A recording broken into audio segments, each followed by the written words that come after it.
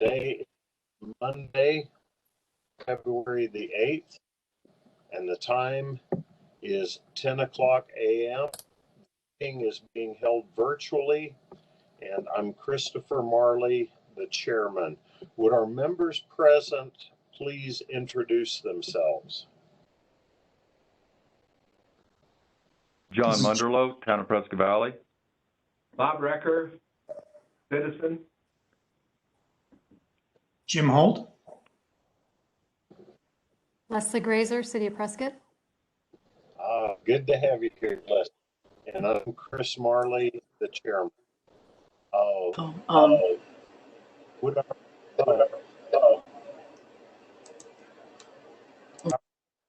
our ADWR staff members please introduce themselves? Kennedy Shepard, GUAC coordinator. Kyle Miller, AMA director. Melissa Sykes, WMAP coordinator. This is Amanda Long, Management Plans Program Coordinator. And I'm Mrs. Ortiz Seclet with the Arizona Garden Conservation Programs. Okay, thank you. And if our audience participants are interested in introducing yourselves, please type your name and affiliation into the chat box.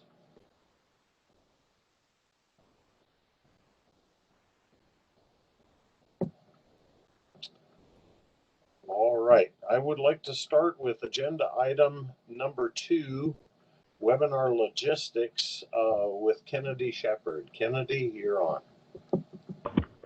Thanks, Mr. Chair. Good morning, everyone. Just going over some webinar logistics before we get started. We do ask that members of the public please keep your phones muted during the meeting to help reduce audio feedback. If you have any questions or comments during the meeting, you're more than welcome to put them in the chat box. We will read and address those at the end of each presentation. If you would like to speak to the council, Call to Public is going to be your time to do that. If you are having any technical difficulties, please contact the ADWR Help Desk. Their contact information is on the screen. And this meeting is being recorded, including anything put in the chat, and it will be posted to ADWR's YouTube page probably later this week. And that is all I have. Thank you. Thank you, Kennedy. Agenda item 3, ADWR current activities update. Kyle Miller.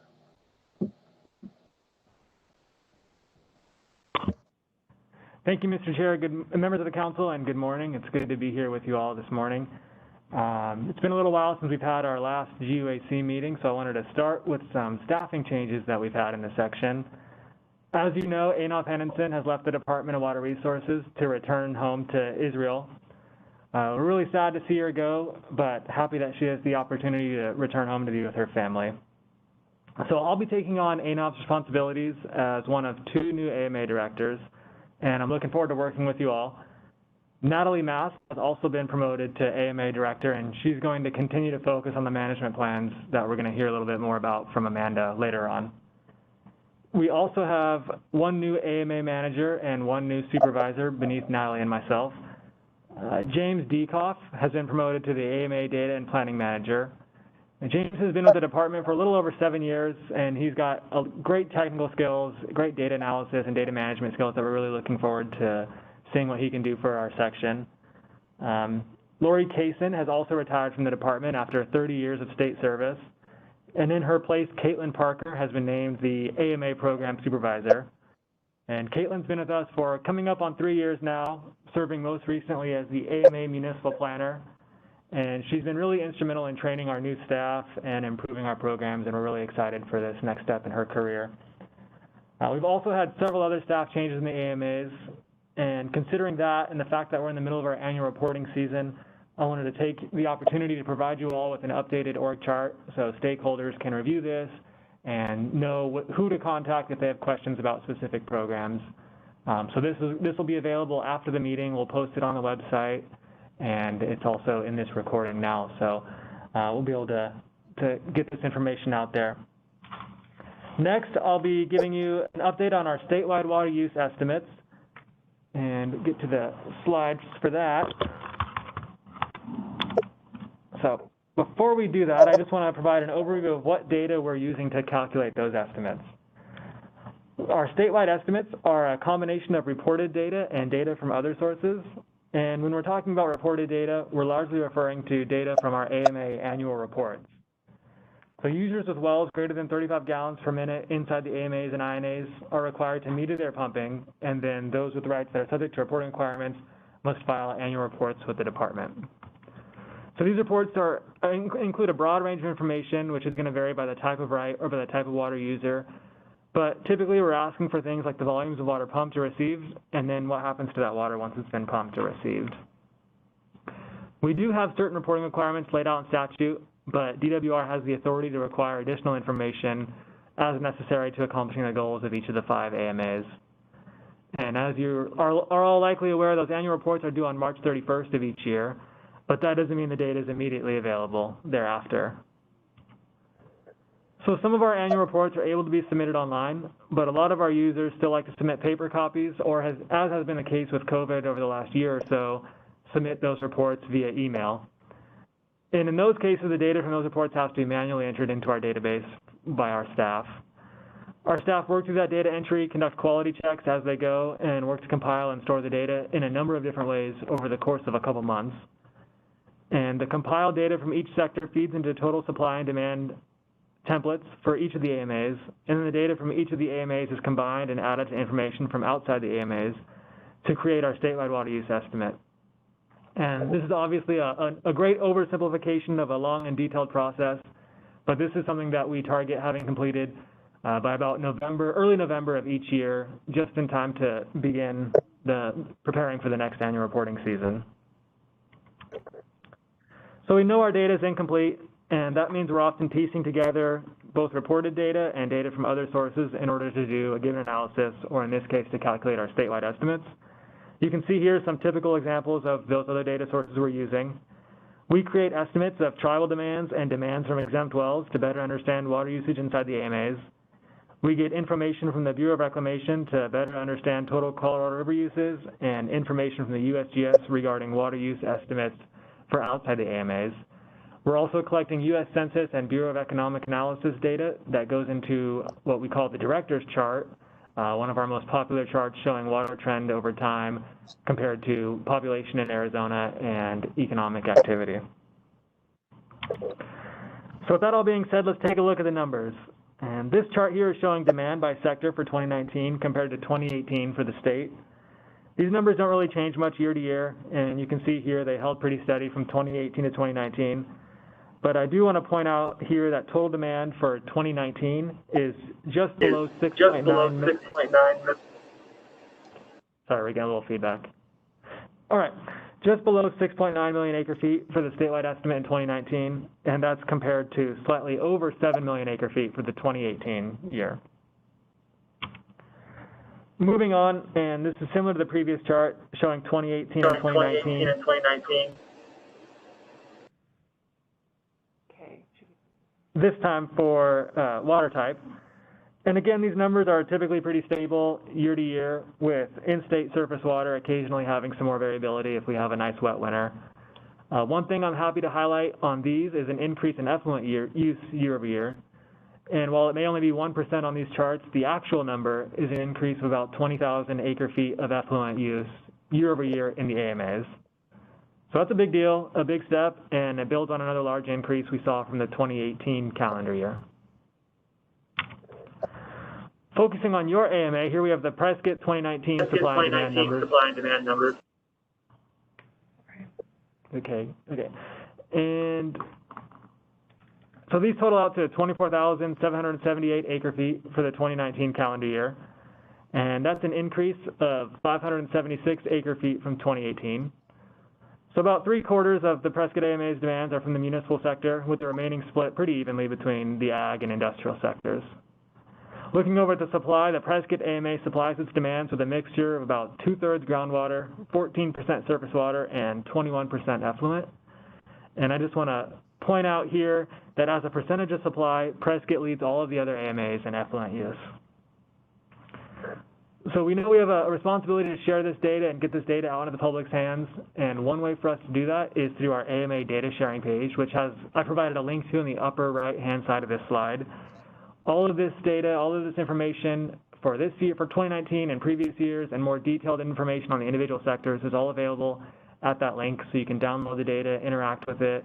If you have a specific sector you're interested in, you could pull that data and ask questions and learn a little bit more about water use in the state of Arizona and in the AMAs specifically. I do have a couple more things that I will touch on, but I'll pause here for any questions on the statewide use numbers. Do any members have any questions for Kyle?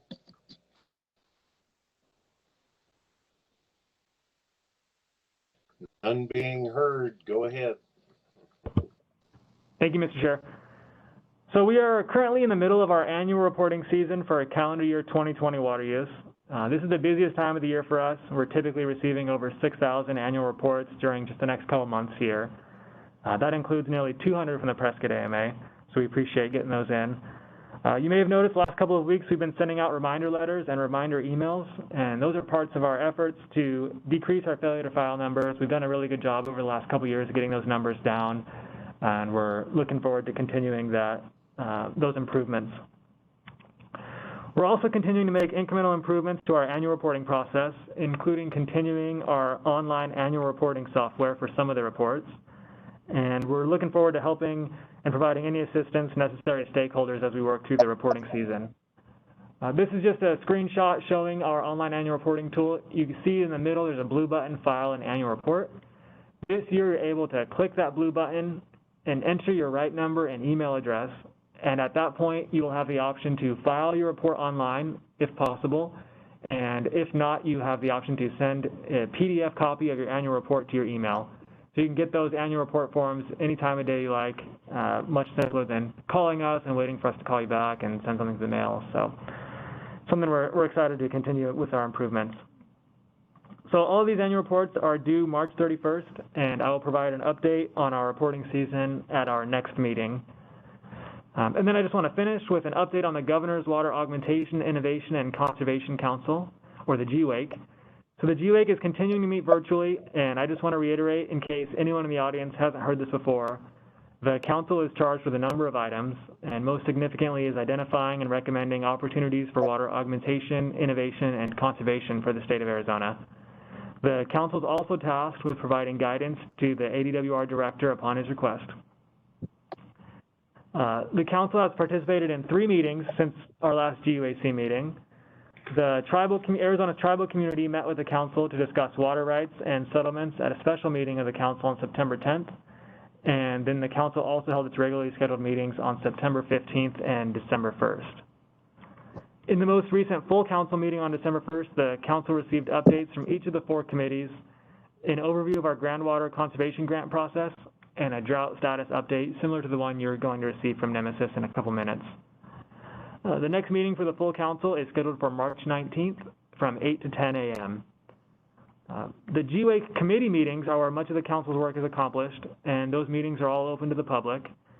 They include council and non-council members, and there's no formal membership, so I want to, again, encourage anyone who's interested in contributing to attend and participate in these discussions. All of our meetings, the full council and the committee meetings, are available on our website and are recorded. So if you're interested in any of the meetings and can't attend, you can listen to them later or catch up if you're just now getting involved. We currently also have 2 committee meetings scheduled. The first one is a post-2025 AMA committee meeting scheduled for February 24th from 1 to 3, and a long-term water augmentation committee meeting scheduled for March 12th from 10 to 12. So that concludes our current activities update. I will take any questions you have. Does our council have any questions for Kyle at this moment? Mr. Chairman? Yes, sir, Mr. Holt. I just wanted to thank Kyle for his report. It was very comprehensive. Appreciate it. All right, thank you. Thanks very much. All right, we'll continue on to our next item. Agenda item number 4, the Arizona drought status update. Nemesis. Thank you, Mr. Chair and members of the council. My name is Nemesis Ortiz de Clet. I am the Drought and Conservation Programs Coordinator. Next slide, please. Here is an overview of what I will be talking about. I will describe and compare drought conditions for water years 2019 to 2020. I will also describe long-term drought status throughout calendar year 2020 and show you what precipitation looks like for the beginning of water year 2021, which is the one we are currently in. Then I will show the most recent short-term drought status conditions and explain conditions from the last week. I'll show you what the forecast is for the next few months, and we'll also briefly talk about the 2020 Arizona Drought Preparedness Annual Report. Next slide, please. Thank you. These are seasonal precipitation maps for the Colorado River watershed for total water year 2019 versus water year 2020. Water years start on October 1st and end on September 30th. Water year 2019 started in 2018, which was in an extremely dry year and was followed by a very wet winter that reduced drought throughout the Colorado River watershed. On the left side map, there are green and blue colors throughout the upper and lower basin, which indicate about 100% to 150% of average precipitation was received in the watershed. This means that precipitation conditions were good for the water year 2019. On the right side, we have a Colorado River watershed map for water year 2020, which started after a dry monsoon season in 2019 and was also followed by a wet winter.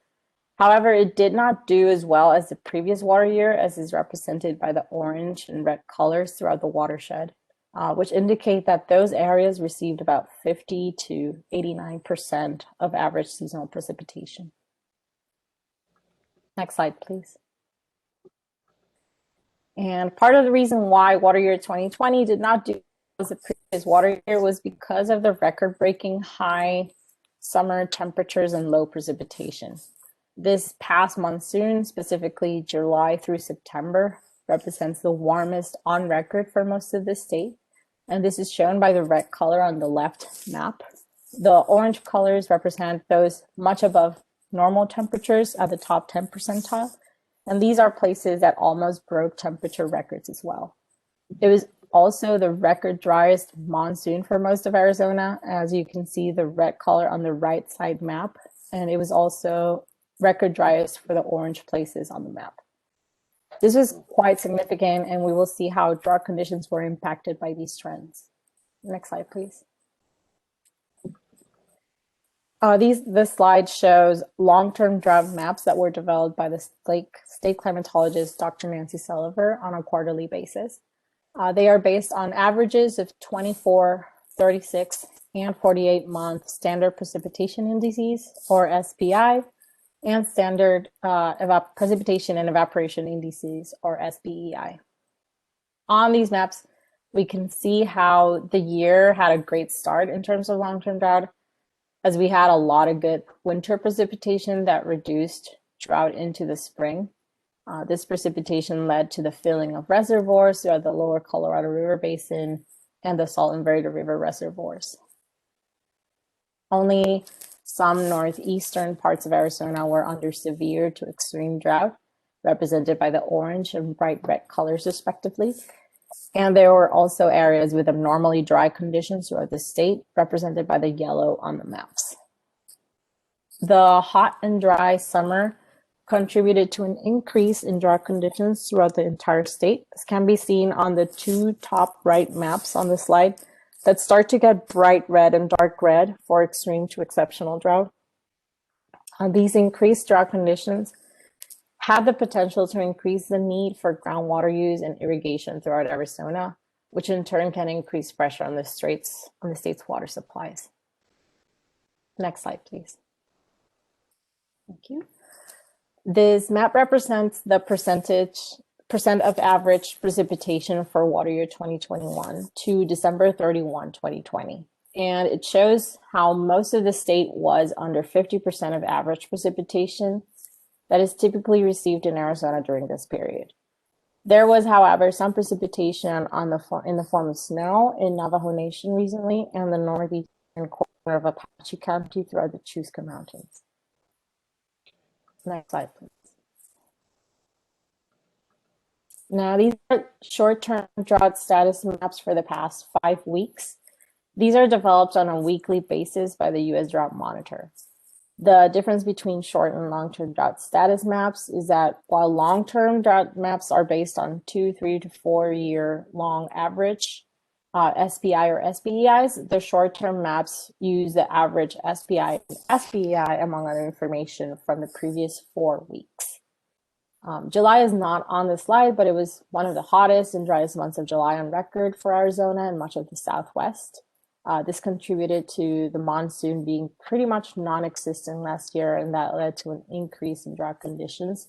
As you can see on the colors going from cream and orange, which represents moderate and severe drought, to bright red, which is extreme, and then dark red or maroon, which is the exceptional drought. While the fall and early winter continued the drought conditions trend that started before the summer of 2020, there has been some beneficial precipitation in the last few weeks. Next slide, please. So this is the January 2021 short-term drought status map. It was published on February 2nd, 2021, and it shows the conditions for the past 4 weeks. The precipitation from a series of cold winter storms in late January led to improved conditions throughout central, southwestern, and northeastern parts of Arizona. Parts of Yuma and southern La Paz counties received nearly 1/3 of their annual precipitation from these winter storms. The Flagstaff area, south rim of the Grand Canyon, and the Mogollon Rim received significant snowfall, eliminating much of the 2021 calendar year precipitation deficit at those higher elevations. And the extent of exceptional drought, that dark red color, decreased from 73% to 54% of the state. And exceptional no longer covers Yavapai and the southern parts of Coconino County, where conditions improved to extreme and severe drought, shown by the bright red and orange around central Arizona. And meanwhile, extreme drought was eliminated throughout the southwestern corner of the state. And now, while La Nina intensity has peaked in the Pacific Ocean, its influence will linger through the spring and with likely drier than normal weather moving forward. You may find updated short-term drought status maps for the state every Thursday on the U.S. Drought Monitor website and on the ADWR Drought website. We also publish a drought report for the previous 4 weeks at the beginning of each month, and anyone can sign up to receive the reports via email on the ADWR Drought website. Next slide, please. This slide represents the National Oceanic and Atmospheric Administration's U.S. seasonal drought outlook, which indicates that drought is likely to persist in Arizona through April 30th, 2021. And as can be seen on the map, most southwestern states throughout the Colorado River Basin were also brown, indicating the persistence of drought throughout the spring. Next slide, please. And this is some information for those interested. ADWR is required to submit an annual drought report to the governor's office by the end of the fiscal year and the previous water year. The 2020 drought report covers the drought conditions and preparedness activities for the 2020 water year, which is from October 1st, 2019 to September 30th, 2020. And it includes a summary of Arizona's drought status this past water year and outlook to next water year, drought designation information, highlights of drought conditions and preparedness activities. The 2020 report is currently published on the ADWR Drought website. Next slide, please. And with that, I will take any questions, and I can be contacted via email for more information. Thank you. Excellent. Thank you, Nemesis. Do our council members have any questions for Nemesis? I have a question, Mr. Chairman. This is John Munderlow. Yes, sir. Go ahead. Nemesis, I saw your presentation a couple months ago. You had sea surface temperatures of the Pacific, have those warmed up some since last time? Thank you for the question, John. So the information that I shared about that was from Mr. Mark O'Malley. He is our co-chair from the Monitoring Technical Committee, and I can definitely get back to you with more information from him. But the information that I do have is that the La Nina phenomenon is well established, and what that represents for the southwest of the United States is kind of drier conditions moving forward in the spring. But I can definitely get back to you if you write your email in the chat and get you more information. Excellent. Thank you for the question, John, and for your answer, Nemesis. Are there any other questions from council?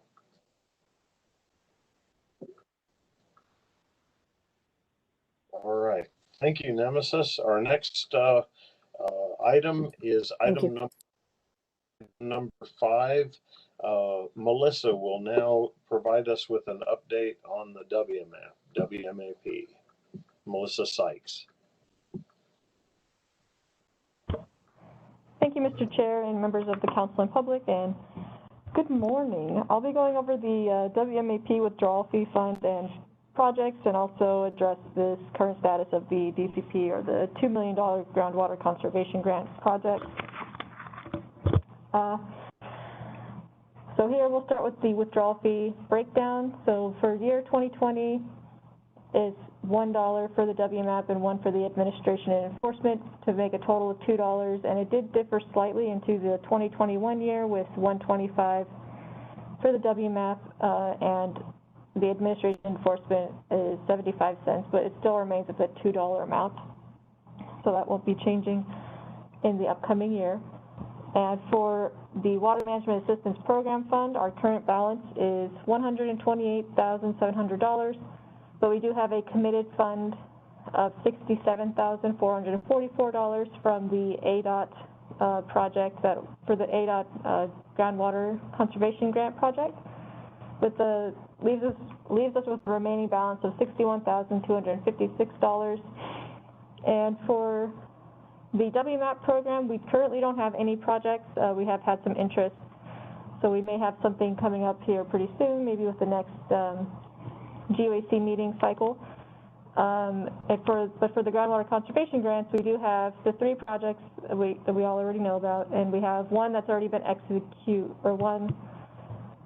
all 3 actually, my apologies. All 3 are still in the drafting phase. We're getting close to getting some of these signed soon, so hopefully we'll have those executed within the next month or so. That's all I have for everyone today. Is there any questions I can answer regarding any of this information? Yes, do our members have questions for Melissa? I have a question, Mr. Chairman. Yes, sir. Go ahead, John. Melissa, you said that there were some applications potentially coming forward for WMAP monies. I don't recall that there's been anything posted saying that they were available for general grant funding. Oh, for the Water Management Assistance Program, it's always open. So we're always around, all year round, collecting applications. The application isn't complete. It was just some correspondence I've had, and they're letting me know that they are interested in submitting an application soon. Okay. My understanding of the past program had been that there was some sort of notification that the funding would be available, so that we had some sort of competitive process. Maybe I'm wrong. I think you might be referring to the $2 million groundwater conservation grant. That was a specific fund that was supplied to us by the state legislature, where we did have to have a more formal grant process. With the Water Management Assistance Fund program, it's just always open, so we are always accepting. But the groundwater conservation grant cycle was different from that.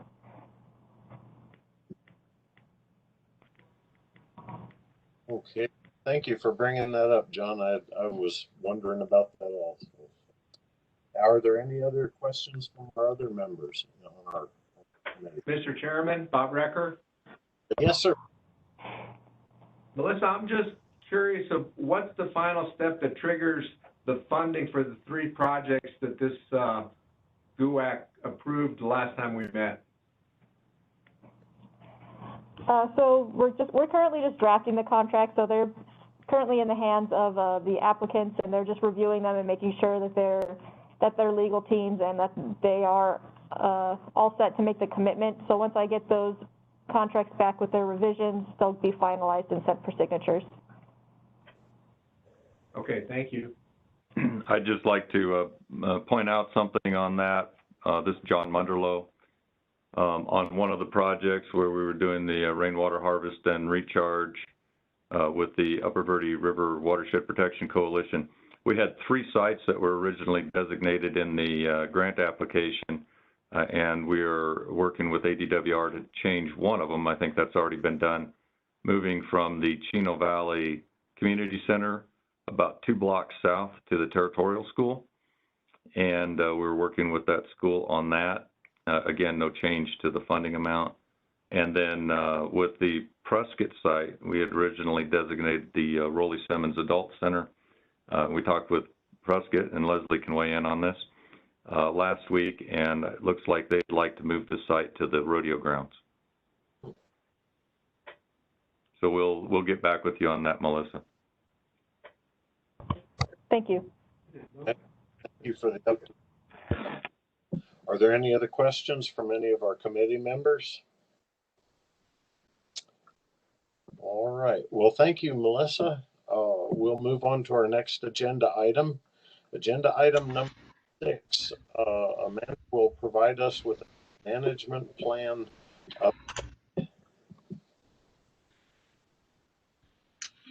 Thank you, Chairman and members of the council. My name is Amanda Long, and I am the Management Plans Program Coordinator. I'm going to update you today on the current status of the 4th management plans and the current development and drafting process for the 5th management plans. So I'll start with the 4th management plans. The general process for the development of the management plans is along the top of the slide here. So we did set a goal to complete the remaining 4th management plans by the end of 2020, and we have reached that goal. All 4th management plans have been completed and adopted. Phoenix was adopted in the spring of last year, Santa Cruz in the fall of last year, and Pinal was adopted at the end of last year. Tucson was adopted in 2016, and as you know, the Prescott 4th management plan was adopted in 2014. The conservation requirements go into effect at least 2 years after the plan has been adopted. So the conservation programs for the 4th management plans adopted last year will be effective in January 2023, and Prescott's 4th management plan has been effective since 2017. So next I'll talk about the 5th management plans. So while completing the 4th management plans, we have been concurrently working on the development of the 5th management plans. Last year, we developed the management plan work groups, which is the public stakeholder process for the development of the 5th management plan. We are actively meeting with sector subgroups to develop concepts for the 5th management plan.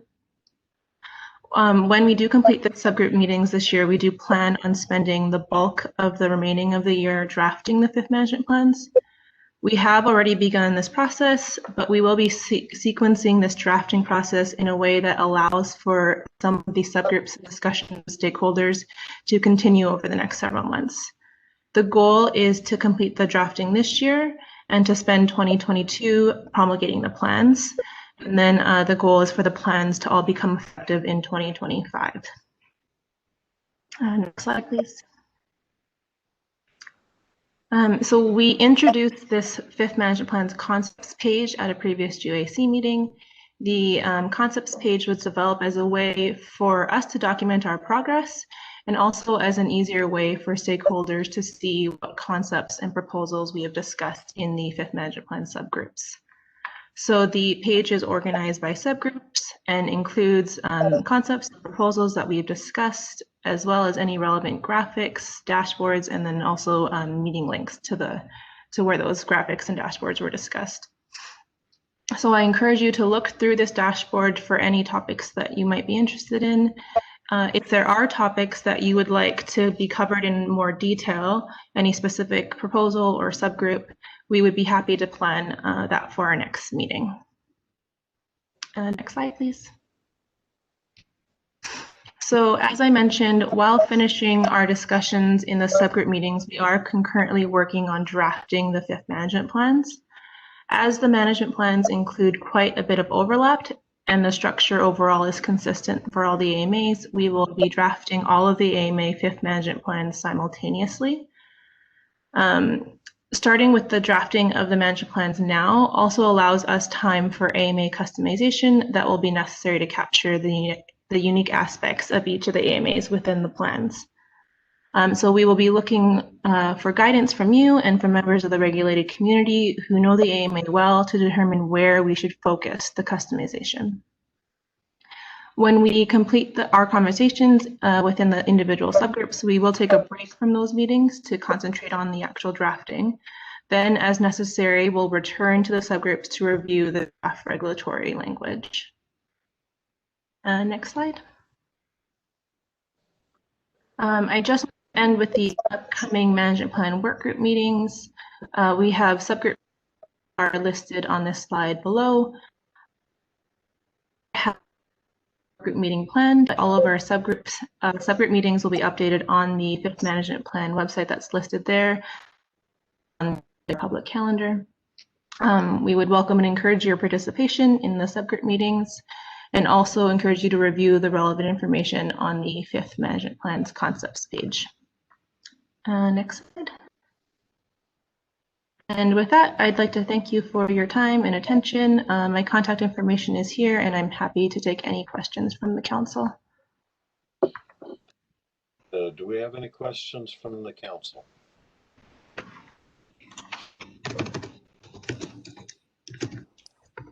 Mr. Chairman, this is Leslie. I have a question. Yes, Leslie. Hi. So Amanda had mentioned bringing forward some information to the next GUAC meeting. And I'm not sure how we formulate this or what our planning horizon might look like. But I think that would be helpful in responding well to the department's questions, customize. Is there maybe a roughed out forward plan or is that something we can make?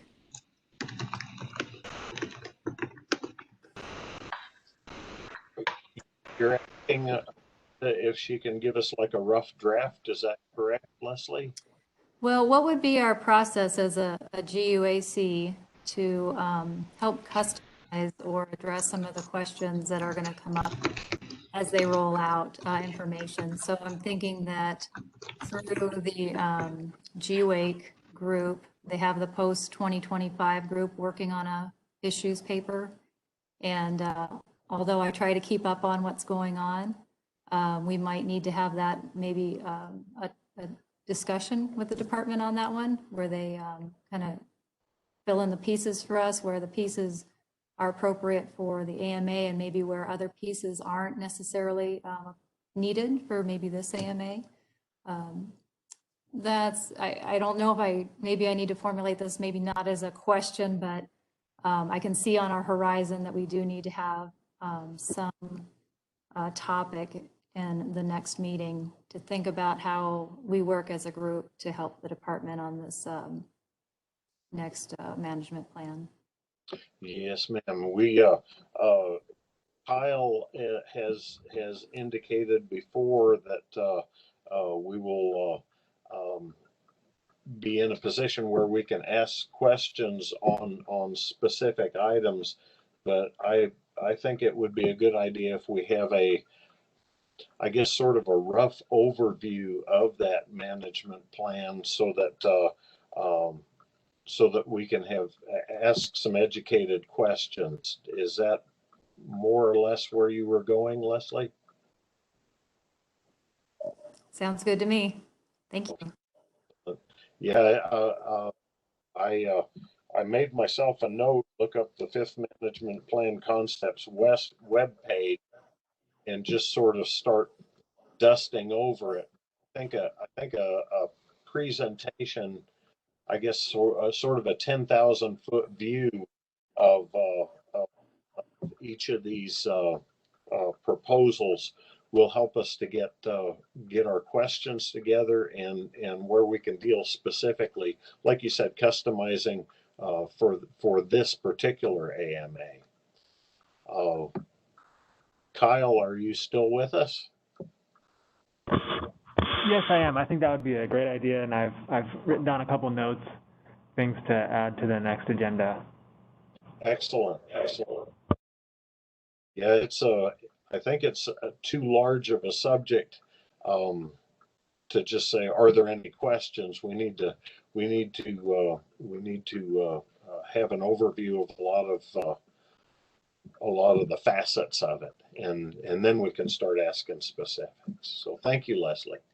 Are there any questions from other committee members, or did Leslie have a follow-up question? Nope. I think I just wanted to say we agree with those comments. Well, excellent. I'd like to note that John Munderloh and the chair agreed on something. Excellent. Our next item is item number 7, call to the council. Do we have anything that the council would want to bring forward? Please state your name and then what you would like to address. Mr. Chairman, I'd like to bring forward a couple items, if I may. Yes, this is Leslie. This is Leslie.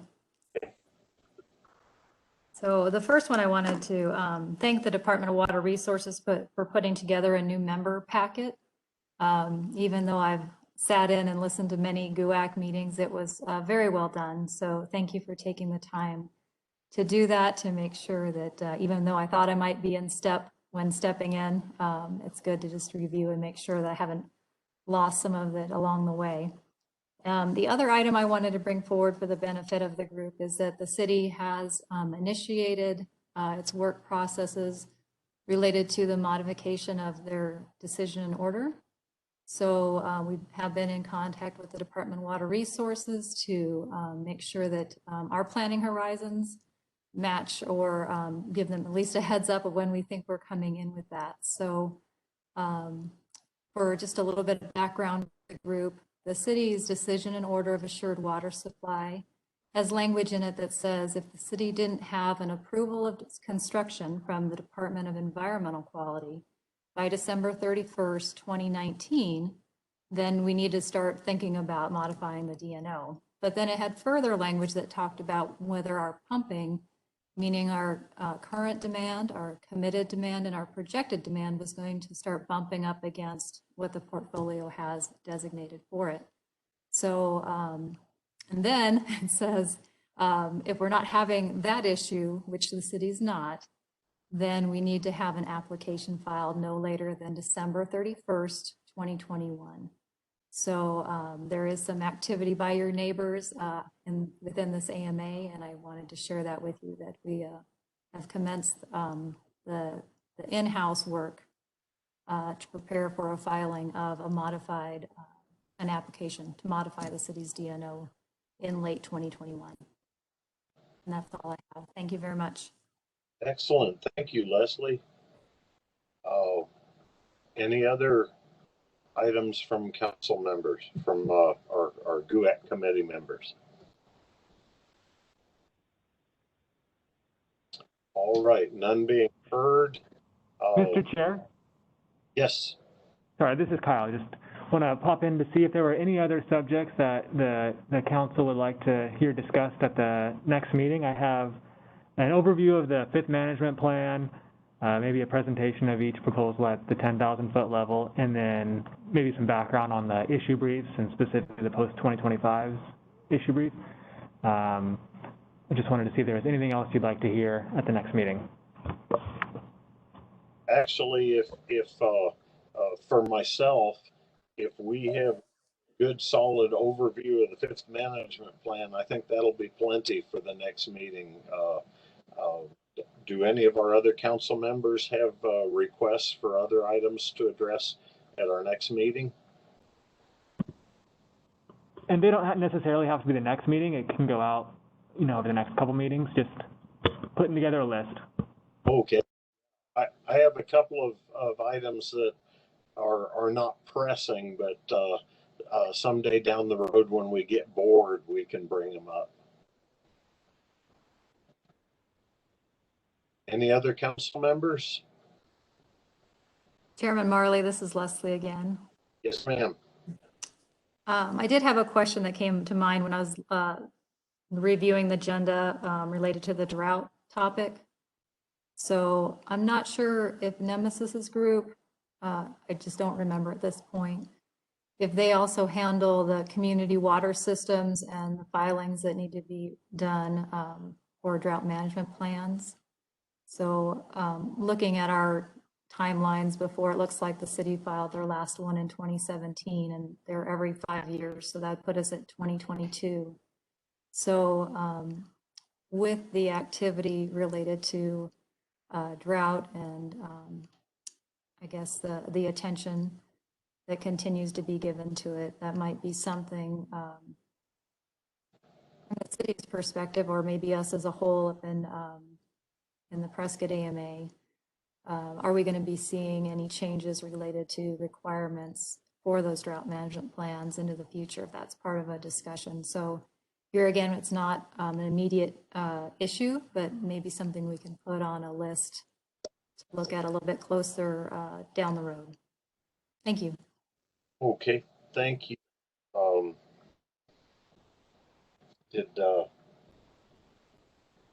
I took a lot of notes.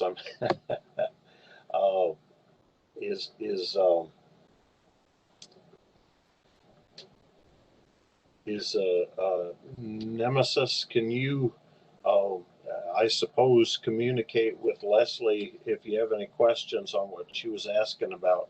We probably won't need that in our next week's or next meeting, but sometime in the near future, something addressing drought management plan within this AMA. So Nemesis is not actually responsible for those, but I will be in touch with our community water systems coordinator, Cindy Rule, and her supervisor, Caitlin, to work on that. Oh, excellent. Excellent. Thank you. All right. That finishes up our call to the council. Anyone has anything else? And we will move on to call to the public. Folks have questions from the public. I believe those are to be typed in, are they not, Kyle? They could be typed in, that would be great, but I see that Leslie Hoy, you have your hand raised. Would you like to speak? Yes, can you hear me? Yes. Okay, my question is, the Citizens Water Advocacy Group, or CWAG, has submitted detailed copies or comments, in the past on both on the third management plan and the fourth management plan.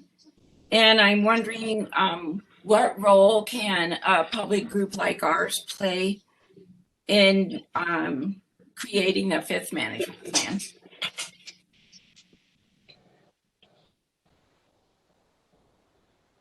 Is Kyle, or are you available to answer that? Natalie, are you still here?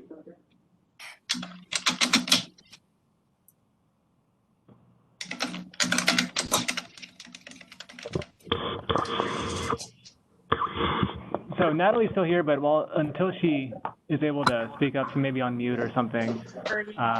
Was on mute. Public group is obvious. Sorry, that's.